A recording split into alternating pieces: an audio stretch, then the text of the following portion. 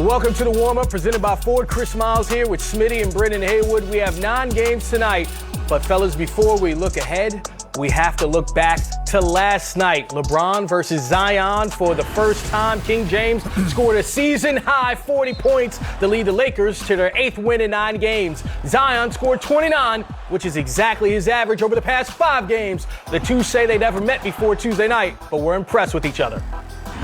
The kid's special. I mean, we all know that. And every game is going to be another opportunity for him to get better and a learning experience for him. But in today's game, where it's a track race, it's a fast pace, it's high tempo, it fits his game perfectly. And the way that they play, it fits his game perfectly because they get the ball out. First 8 seconds, they're trying to score.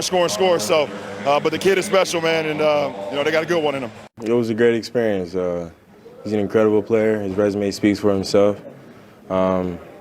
He showed it tonight, so they got the win, and that's what we were trying to get, so we came out with that.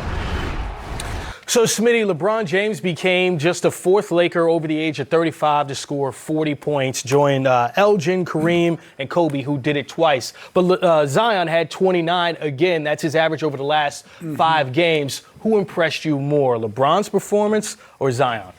Well, I wouldn't say who impressed me more. I'm just impressed by both individuals, and they had 2 different stages of life. I mean, when you look at one that's under the age of 20, basically, what he's did, and B. Wood, when I first saw LeBron, I said he's 6'8", 270. Right. And I said, wow, I've never seen anything like this. Run this fast, jump this high, and the way he played. And now we see a guy he's 6'6", 295, 300. Right. Both of those, as far as physicality, I haven't seen before. But let's just start off LeBron.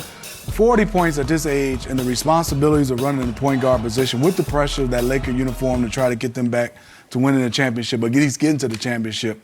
I was extremely impressed. And Zion, what I'm impressed about, not only is he so skillful, he's light on his feet, his IQ. He has to work on some things he can get better. There's a lot of room, but his quick catch to the rim, it's not even his second jump, it's to grab and catch to the rim quickly. That's impressed me. Yeah, Smitty, I'm with you. I was impressed by both guys. I hate to pit either guy against each other in this situation because they both played so well. So I'll just highlight what I thought both guys did incredibly efficiently. When you look at LeBron James, what he shot from the three-point line, 5 for 11 from 3. He had that big spurt in the third quarter where he went on an 11-0 run by himself. That was super impressive. And in today's game, we see a lot more guys get 40 points in today's game. But rarely do you see it where they only get to the free throw line twice. When you talk about somebody scoring 40 points like LeBron did and only getting 2 free throws, going 1 for 2, that is big time. When you look at guys like James Harden, yeah, he'll get his 40, but he'll go to the free throw line 12, 13, sometimes even 15 to 20 times. LeBron didn't do that. He got all of his 40 on that court, and it was very impressive. And they needed him to play that impressively because AD was only 6 for 21. So that's what made it special to me for LeBron. On a night where Robin didn't have it, Batman said, "Jump in the Batmobile, fellas, because I got you." And so that really impressed me. And as far as Zion goes, the fact that he is so young, he's picking the game up so quickly. And a lot of times he was matched up against AD, so he had to score on AD or he had to guard AD. And then at the same time, he was able to go get his points. And AD kind of I'm not going to say Zion was just shutting AD down, but when he did have the matchup, he held his own. So Zion is a very quick twitch athlete. His second jump is incredible. And we talked about this offset.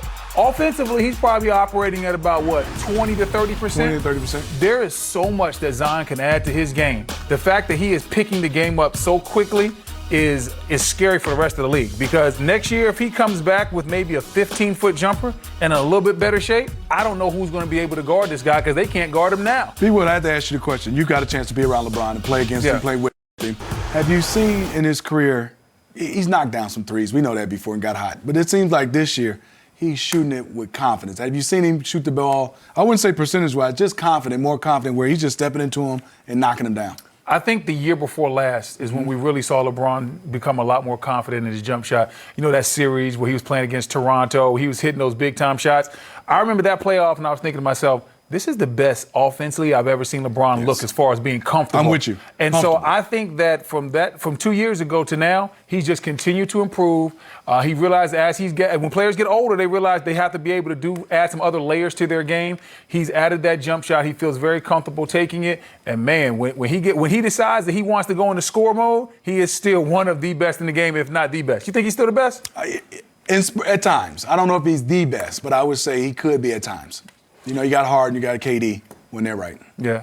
Well, Brendan, like you were saying about Greek Zion, yeah, a lot of guys that are MVP candidates and have some on their mantle as well in Harden and Giannis. But when we look at Zion and his development as a 19-year-old, I mean, 23 points in his first per game in his first 13 games, a player efficiency rating at about 25, and you're saying there's ways he can get better by next season. I mean, this is a teenager doing this. Explain more on what he could do to get better by this time next year. When I say that there's ways that he can get better, when you look at Zion right now, he's just a raw athlete that's going out there playing. There's not a lot of layers to his game. We just talked about LeBron James adding layers.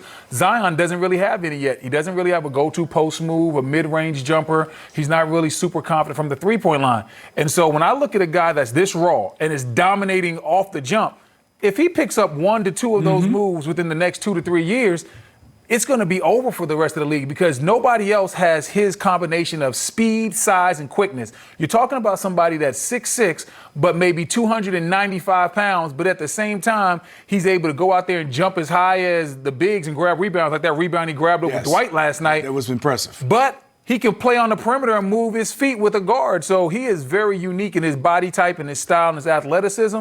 But when you talk about all the holes in his game that he has, and he's still dominating, I am really afraid for the NBA if he just picks up a couple of things here or there. Yeah, and to add to what B Wood is saying is, if he got it in the post, what's his go-to move? We don't have one right now. He just plays basketball. Yeah, he just bullies you right now. He doesn't really have a jump shot. And we're not downing him. We're just saying how impressed we are because he doesn't have these things. And to me, to me, he's not in shape. And I'm not saying because he's big. I'm just saying he's not in shape and not because he's been out. He hasn't put in the work to get in tip-top shape. So that's scary to me, B Wood. Once he does that, add 2 go-to moves and be able to knock down a 15-footer. We're not saying a 3. Everybody wants everybody to shoot a 3 and make free throws, so you're adding about 6 more points to his average. That's up to 30. Well, certainly we've seen enough of him for people on the internet, Twitter, Instagram. To imitate him, here's the winner so far. You guys think he's got Zion on lock? Oh man, that's Zion all the way. You got, hey, you got to get the walk though. The walk, because you know Zion got that weird walk. You mean that walk like he just got called into the principal's office? That walk? I like that, man. Oh, look, Zion's signature, ripping the ball away from someone when they grabbed a rebound. Smitty, you in on this or not? No, I'm out. You don't like it? Oh, that's the jam Oh, step. we remember that. Hey, That happened in the game, Smitty. That's the jam. You don't like this, man? I'm out. Why don't you like it? I'm out. Come on, hey, look at, hey, watch how he runs off though. got the run. Hey, Max is nice. Brendan is voting for you. Smitty is a hater so far. Smitty, you got every time you go, did you see it? Watch the walk off afterwards though. I'm out. Hey, drop your questions to Brendan and Smitty. They'll answer it later on in tonight's show. Just hit us up at NBA TV on Twitter. Hashtag the warm up. That's how I'm walking on set. You know who walks into the arena already warm? They don't need this show? That guy, Bradley Beal. Brad with the braids, balling out in his last 2 games. Are you kidding me? Today's opening tip, Jason Tatum backs it out, wipes his hands, and then buries the deep tray ball. Ooh. This is disrespectful, Fizz, right? I wouldn't say disrespectful. He was rolling. He had like 30 points at that point. That is disrespectful. And when you get the switch, you got to back it up. Look at him. And you got to make a decision. He was rolling. Come and get it. Yeah. Come and get it. You got to make a decision, big fella. He's like, oh, I have some time. I'm just going to just do the stuff that I do. Yeah, that is Jason Tatum these days. He is that good. Welcome to The Jump. I'm Rachel Nichols alongside, look, it's our NBA senior writer, Zach Lowe. You're sitting over there today. I know, it's a new disorienting. region. That's because NBA head coach David Fizdale, both in New York and Memphis. It is nice to see you. Thanks for having me. Good to be back. Coming up, we will talk about Steph Curry because he says he's coming back on Sunday. What should our expectations be for Steph when he is back on the court? Judging from these shots, a lot 30? Is what you should be expecting. 30? No, don't do that. I get nervous when he tries to dunk. When he tries to dunk, yeah. All right, first, let's talk about before. There was a time travel quality to last night in the NBA. Here in LA, we had Zion Williamson, so clearly part of the big future of the league, landing on the court at Staples Center to try to best LeBron James. While over in Toronto, the Raptors tried to reach into the past, back to a time when they had the upper hand on Giannis Antetokounmpo. I'm going to cut to the chase here and tell you that neither of these gambits worked, but boy, it was a fun night. Starting from the moment that Drake walked into what my friend Zach Lowe here still calls the Air Canada Center. That's right, always. With 2 championship wrestling belts over his shoulders. Drake obviously had seen the Bucks beat up the Wizards mascot 2 nights ago, one of those wrestling skits they like to stage during pregame warm-ups. And before last night's game, he was caught on camera, first with the Raptors' own mascot, and then talking some trash. This ain't the Wizards, baby. This ain't the Wizards, baby. Now, personally,